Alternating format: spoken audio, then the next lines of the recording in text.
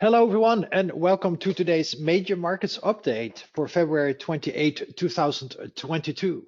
Remember, the majority will always be wrong about the markets. The majority currently thinks the top is in, we're going to crash, it's 1929 all over, it's the end of the world, World War III. To my utter dismay and disappointment, I see a lot of people having a lot of opinions about what's going on in the world, whereas they are just merely technical analysts for the financial markets, and they should just stick with that because honestly, I don't think they have a clue what they're talking about. That said, as always, opinions are like assholes, everyone has one. So let's just stick to objective, factual, price-based analysis of the markets. This is what we're going to do because professionals listen to the markets. That's all we need to do, listen to the market. We don't listen to news because news tries to tell us something, most of the time a opinion of where the market should go, but the market will tell us where it wants to go. With that, on Thursday, I already did a special alert, looked pretty good. On Friday, I found 5 lines of evidence that supported the notion a important low, major 4, was struck. All right, it supported the notion. It's never certain, but it really looked good. I showed you a lot of confirmation on why I believe that was the case. Now we're going to go into the short-term details. And I spy with my little eye possibly 5 waves up of last Thursday's low. Now that doesn't mean the low is in because it can still be 5 waves of a bounce, A, B, C, where A was 5, B is 3, C is 5. But given that we think, or I think major 4 most likely completed, I give it 75, 85%, honestly that high. I think this is as good as it gets. Again, I spy with my little eye 5 waves up. And this is what I mean with listening to the markets because price will tell us. So that said, let's go to all major indexes. I'm going to review all of them. This is what I've been doing over the weekend. Kind of distract myself from the fact that, of course, my wife's family is in the Ukraine. They are safe in the Crimea, which already was annexed in 2014, but her family from her father's side is in Kharkiv, I believe it is, which was heavily under fire over the weekend. So kind of distract my mind from all the crap that's going on. Right now, here we are. All things aside, look at this. Looks like a nice, clean 5 waves up, in my humble opinion. I'm looking at the hourly candle chart. This is the February 2024 low. And then corrective waves are down hours. Okay. This works 9 out of 10 times. Wave 1, wave 2, 1 of 2, 2 of 3. Why do I use it? It's not a down versus this because of, look here, how 3 in orange reached exactly the 161.8. Wave 4 almost exactly 100%, and then wave 5, I don't have it here on the chart, almost exactly 200%. So we have a picture perfect impulse. Then we had a flat wave 4, A, B, C, with orange B made up of 3 waves, A, B, C, so that's in a nano degree, 4, and then 5 waves higher into today's high. Honestly, it was really nice. All right, so we have 1, 2, 3, 4, 5, picture perfect. And now we are either already completed the correction or we're going to subdivide a little bit lower. And remember, a wave 2B can drop all the way to the 76.4 or even 88.6% retrace. Yes, this can go down all the way to 12,700 on the Nasdaq, 12,800 somewhere. It happens many, many times. No guarantees that it will or will not, but it shows you here the typical wave 2 retrace target zone. You simply don't know once a wave 1A has completed where wave 2B will bottom. You don't know. So you have your retrace target zone, which is anywhere between 23.6 and 76.4. And once more price data becomes available, which I will show you over the next few charts, we can then narrow down where exactly this is going to bottom. Then here in thick is the ideal type of typical standard type of wave 2B bottom, 50% and anywhere between 38 and 62. But the market, as I always say, doesn't owe us anything. So we'll have to wait and see if we're even going to get there. Again, this looks very nice as 5 waves up. All the other indexes seem to support this case.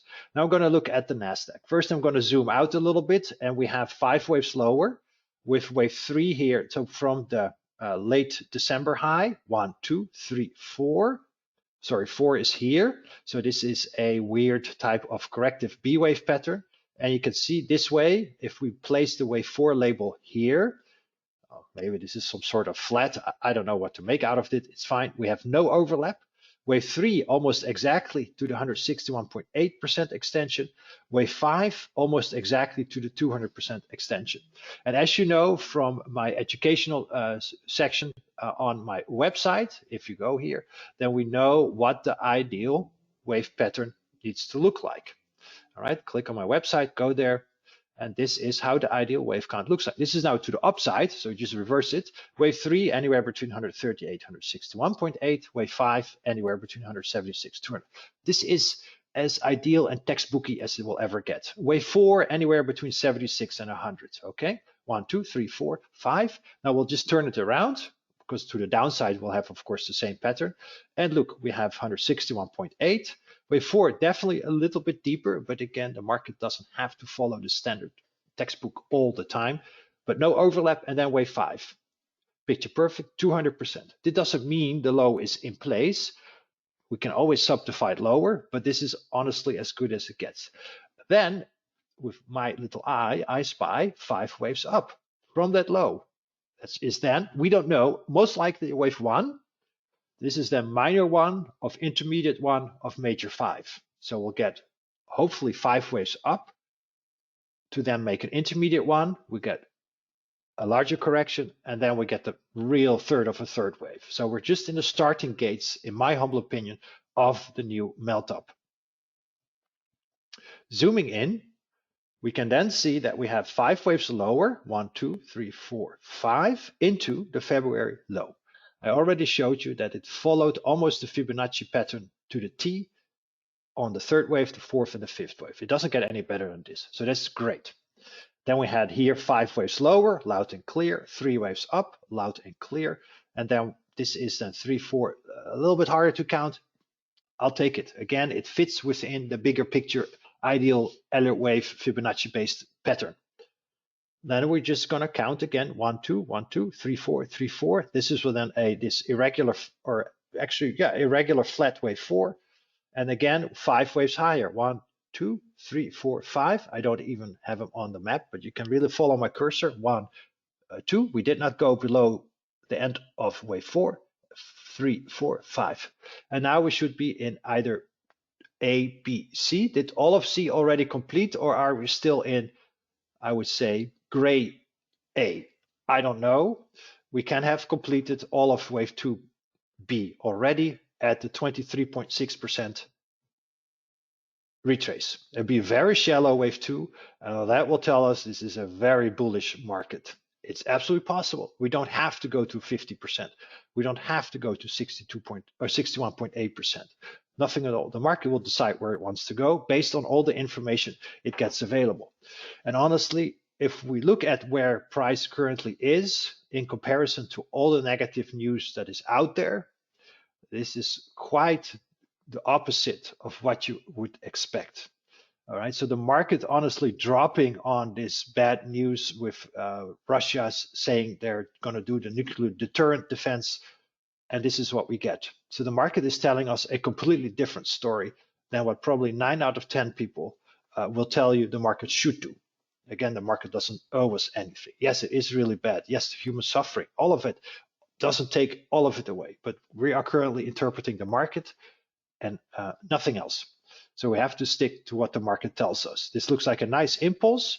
Again, look at where orange 3 topped, almost exactly at 161.8, orange 4 at 100%, orange 5 of gray 3, almost exactly to 200%. So we seem to follow a standard impulse pattern. Now the market can decide if wave 2B is completed. I prefer 1 and 2, of course, as I think we've bottomed from major 4, but the market will eventually tell us. And we know after a B comes a C wave, so that will give us further information on more upside. Now I'm going to look at the Dow Jones. So the Dow Jones has not gotten as far ahead as the Nasdaq and the Nasdaq 100 yet. It hasn't overlapped here. But again, I think we had a failed wave 5 of C of 4. It wouldn't surprise me. Picture perfect impulse since February, 1, 2, and a 3, 4, and then 5. As you can see here, failed 5 of 5. It's fine with me. At some point, there's just so much buying pressure coming in, we don't get there, right? Instead of getting to 32,300, it went to 30,400. Crimea River. 1, 2, 3, 4, 5. Looks picture perfect. It's pretty much straight up. The Dow is straight up, barely any subdivision on the hourly time frame. And ideally, wave C of this green wave 2, that's my preferred count, should bottom here. We might not even have reached it, but then again, we might get a more complex wave 2. This could be A, and this could be B. So we'll have to keep our eyes and ears open a little bit. So this shows you we don't know just yet which of the two it is. So this could be A, and this could be B. So this is 3 waves lower. Okay, then we should see 3 waves back up for a potential flat, and then we might go lower. So this could still transpire and become a little bit more tricky. It wouldn't surprise me, given, of course, all the uncertainty that's out there and all the news and all the bad news and all those things. So then we might bottom somewhere here. It is kind of wishy-washy.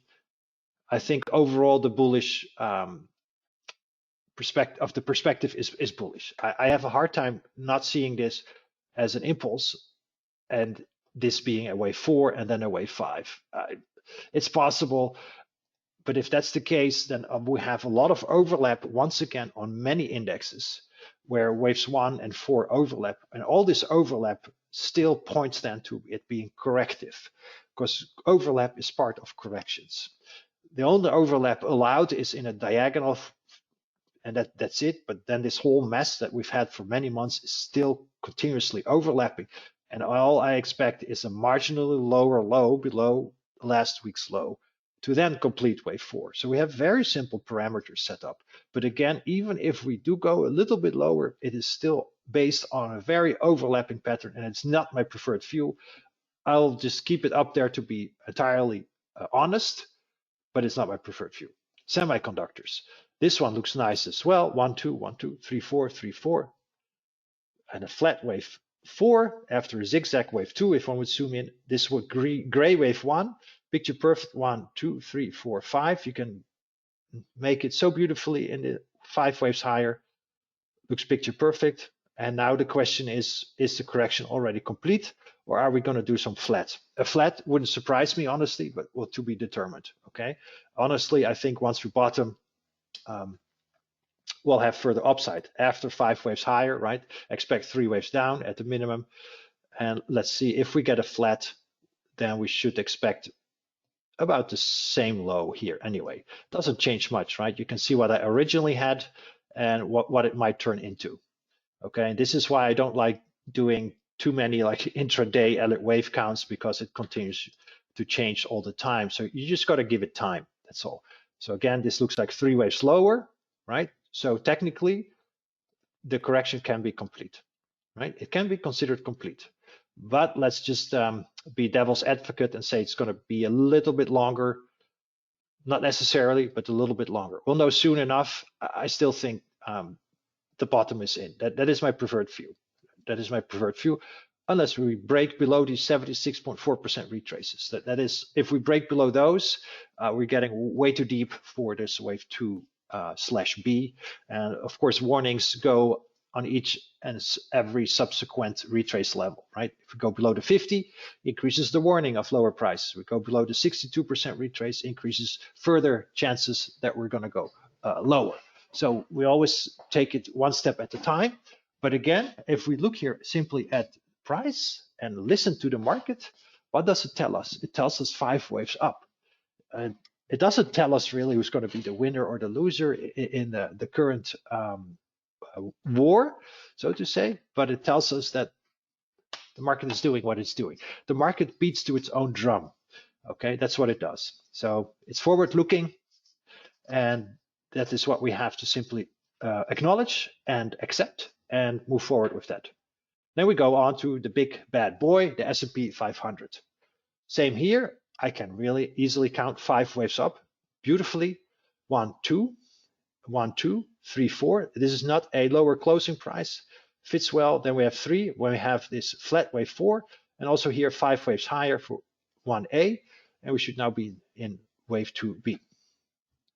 Okay, so that is really what I see on this index for now. Let's go then to the futures market. Futures market is a little bit different. Okay, so this is the S&P 500 futures market. Still looks good though. This could be a flat wave 2, 1. This would then be wave A, wave B, and then wave C. I see no reason to change my tune. And let's zoom out here a little bit first. Okay, let's zoom out here on the futures market, because the futures market is a little bit of a dog wags tail type of index. We don't know really which market is driving which market, right? So the question is, was the January high a B wave, or was it all of wave 3? I've shared you those two options.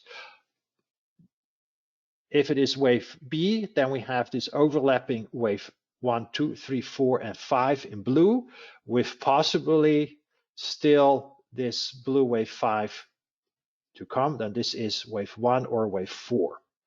Okay, but again, there is overlap with this wave 1 and this potential wave 4 overlap, just like this wave 4 and this wave 1 overlap. So that's what I meant with going back. There's so much overlap everywhere, which is suggestive of corrective price action, not impulsive price action.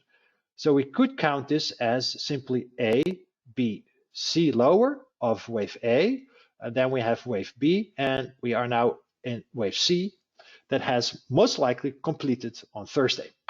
That was a simple zigzag. I've showed you those two options, and so far so good. I see no reason. If we go lower, then again, we might bottom somewhere between 4,012 and 4,060, which is marginally below Thursday's lows, which was about 4110 or something like that. That's what I meant with I will possibly only see a slight lower low. But again, the positive divergence on the charts is of course cracking. And again, we have so much overlap also on this index, which continuously suggests that is corrective price action. Okay, now what are other people seeing? This is some tweets by Zachary Manis from Elliott Wave. I always want to compare my stuff with that of others. And let's see here. Back here a day ago almost, he was looking for wave 1 up, an A, a B, and a C for a flat. So far, so good. His anticipation was really, really nice. That's what we seem to have gotten so far on the futures market. So we might still see one more drop, right? Okay, so he's then tracking this as a bounce. Again, this whole rally, so far so good, looks good. And let's see here, what else did he find? Something like this, that we should wiggle our way lower to about the 4200s. Okay, I like it, fine with me. Again, the cash market doesn't have to do necessarily the same, okay? The cash market is not the same as the futures market. Obviously not, because this whole drop here in the futures market at the open on Sunday afternoon or Sunday evening or morning, depending on or Monday morning where you live on this globe, doesn't really show up in the cash market, does it? We have a slight drop, but honestly, what drop did we have? Minimal, right? Regardless of all the bad news that's going on, minimal drop. The market is kind of ignoring it. Then we can say, oh, the market is wrong. No, market is never wrong. That's for sure. It's our interpretation of the markets that is wrong. So then we go to the last index. The last index, once again, I know regurgitating the same old story, looks like an impulse once again, subdividing wave 1, a 2, subdividing wave 3, and then we can question mark a little bit which is wave 3 and which is wave 3 of 3. And now we should be correcting. And again, you see the huge span of this corrective wave where it should ideally bottom between 23.6 and 76.4, with around the 50% being ideal. And then we simply have to let the market fill in price. Okay, so it looks like we are in some A, B, C pattern. Okay, let's see if I can update a little bit. So then this was maybe wave A, and this could then be wave B. And let's This is then something like wave B somewhere here, and then this is wave C. And then we can get anywhere between the 23.6 and the 38.2% retrace of this entire rally that we've had over the last 2 days. So remember, I think I tweeted it yesterday, we had a 6-7% gain in 2 days. So some give back is quite normal, right? Even a 50% give back of such a strong rally is quite normal. And again, this looks very impulsive. I have a very hard time to not count the rally as impulsive. So that is very, very good. Now let's look at some other evidence. I've shared a lot of this about money flow before, where I showed you evidence on commercial traders being long the S&P 500 futures market the most, even more than in March 2020. And this is an interesting tweet from Thrasher Analytics. It's fine. I can't, of course, validate the source of this data, but again, it looks pretty good, where the large traders are 100% long and the small traders are 0% long, okay? I haven't done any backtracking if this is all correct. It seems to kind of move in tandem a lot, but then also diverge a lot. So here, for example, we had commitment of traders was all the same as the big ones. Regardless, quite interesting little piece of information. And that should then bring me to the end of my presentation for today. So it's the end of the month, and on Wednesday I'll do the big picture review, monthly candles, all that good stuff, okay? Because of course that tells us where the bigger picture trend is. Now, all indexes, in my humble opinion, count well as having completed 5 waves up of last Thursday's low. That is then a wave 1 or wave A. If it is a wave A, we'll see a 3-wave bounce, and then we'll revisit last week's lows once again. Not my preferred view, but to be determined. Okay, we have to remain objective and keep those 2 options on the table. The indexes should now be in wave 2/B, and this one is most likely subdividing lower. Retraces can be anywhere between 23.6, 76.4. So it's up to the market to decide what it's going to choose. I don't know yet. But again, the hourly charts show you where I prefer the downside target zones for this wave 2/B. So yes, as I showed you, the recent rally can still be part of this larger wave 4. And if it is, I think we'll revisit just a little bit south of Thursday's lows. As I showed you for the futures market for the S&P 500, it's going to be somewhere around 4,000, so about 100 points lower than Thursday's low. But again, it will make for an even more overlapping price action, and overlapping price action is corrective price action, because the waves 1s and 4s and continue to overlap in any way I look at it. So a break below the 76.4% retrace will be, in my humble opinion, a very good signal that we're going to go a little bit below last Thursday's low. Or as I said on Friday's update, as long as we hold Thursday's low, the correction can be considered over. 5 lines of evidence all pointed towards that. So I remain convinced that the correction is most likely over. As I said, somewhere around 75-85% certain about that, especially now when I looked at the hourly time frame and it is all impulses higher. I have a very hard time not to count it as impulses. My dear friends at ElliottWaveTrader.net also seem to count it as 5 waves higher, so I respect them highly. So I kind of go like, you know what? Everybody on Twitter is doing chicken littles. The market is telling me something else. I prefer to listen to the markets. I really don't like to listen to technical analysts that all of a sudden become geopolitical narrators and news outlets. That I think is very scary. But you know, we all get caught up in what's going on, and it's horrible. But let's continue to focus on the markets, how difficult it might be for everyone. So with that, thank you so much for listening. Thank you so much for being a valued premium member. Take care, trade safe. Please tune out the news when assessing the markets. I know it's not fun. It's definitely really uncertain out there, but the markets will tell us what's most likely next, and not CNN or MSNBC or somebody on Twitter. Take care, trade safe, and have a great rest of your day. Bye.